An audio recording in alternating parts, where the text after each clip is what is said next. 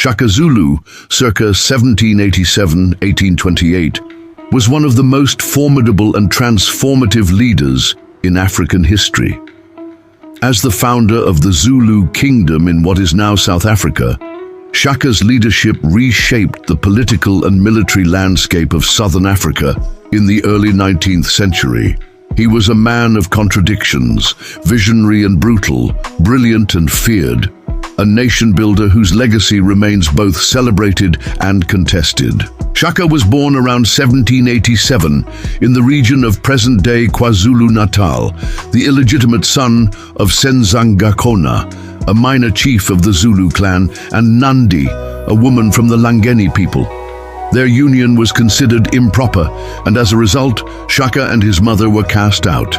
They lived in exile and poverty, suffering humiliation from both the Zulu and Langeni communities. Despite these early hardships, Shaka's formative years hardened his character and instilled in him a fierce sense of determination. As a boy, he endured bullying and exclusion, which may have shaped the uncompromising and often ruthless leadership style he would later become known for. Around the age of 23, he joined the army of the powerful Mthethwa chief Dingiswayo, under whom he distinguished himself as a warrior of great skill and charisma. After proving himself on the battlefield, Shaka quickly rose through the ranks. Dingiswayo recognized his talents and supported Shaka's claim to leadership over the Zulu clan, which at that time was a small, relatively insignificant group. Around 1816, following the death of his father Senzangakona and the murder of his half-brother Sigujana, Shaka seized leadership with the backing of the Mthethwa. Once in power, Shaka began a series of reforms that would transform not just the Zulu, but the entire region. His leadership style combined strategic brilliance with iron discipline, and he wasted no time in turning the Zulu into a dominant military force. One of Shaka's most enduring legacies is his transformation of warfare in southern Africa. He revolutionized the way battles were fought, introducing tactics and weaponry that gave his armies a distinct advantage. The Ikalwa spear. Shaka replaced the traditional long-throwing spear, assegai, with a shorter stabbing spear called the Ikalwa, named for the sound it made when pulled from a body. This forced his warriors into close combat, encouraging aggression and physical domination. Buffalo horn formation. He invented or perfected the famous buffalo horns battle formation. The chest, Isifuba, would engage the enemy frontally. The horns, Izimpondo, would encircle and flank them, and the loins, Umlambi, remained in reserve. This strategy allowed for complex, well-coordinated attacks. Regimental system, Amabutho. Shaka organized his warriors into age-based regiments, or Amabutho, housed in centralized military kraals. These regiments received intense physical and combat training and lived communally, fostering loyalty and readiness. Discipline and loyalty. His soldiers went barefoot to toughen their feet and were punished severely for cowardice.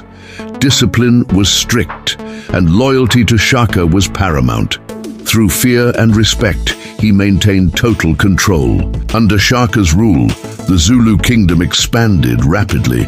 He absorbed conquered clans and tribes into his growing empire, sometimes through alliances, but more often through brutal conquest. Defeated warriors were either killed or recruited into his regiments. Survivors were assimilated, and entire societies were reorganized under Zulu leadership. This expansion came during a time of immense upheaval known as the Mfecane, the crushing or scattering, a period of widespread warfare, famine and migration in southern Africa. Shaka's aggressive campaigns contributed to the Mfecane, but the phenomenon was also fueled by environmental pressures, European encroachment, and intertribal conflicts. Whole communities were displaced, and new kingdoms such as the Ndebele and the Sotho emerged as a result of this turbulence. Shaka's ability to centralize power and create a cohesive nation out of fragmented peoples was extraordinary. His governance extended beyond the battlefield. He introduced systems of tribute, oversaw land and cattle distribution, and kept a tight administrative grip on the realm. He effectively created a proto-state based on loyalty, martial discipline, and centralized authority. Though primarily focused on regional domination, Shaka also encountered European settlers, most notably British traders, and the first waves of colonial presence along the coast of Natal. He allowed limited contact with these foreigners, often using them for political or strategic advantage.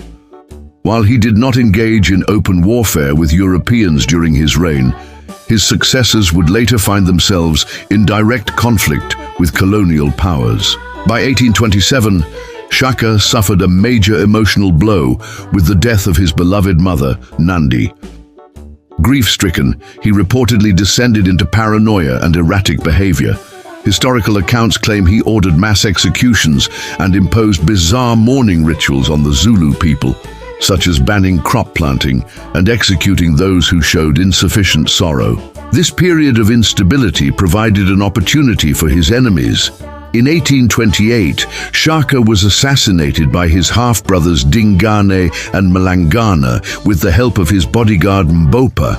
Dingane quickly assumed the throne and tried to erase Shaka's memory, though he could not undo the kingdom Shaka had built. Shaka Zulu's legacy is both remarkable and controversial.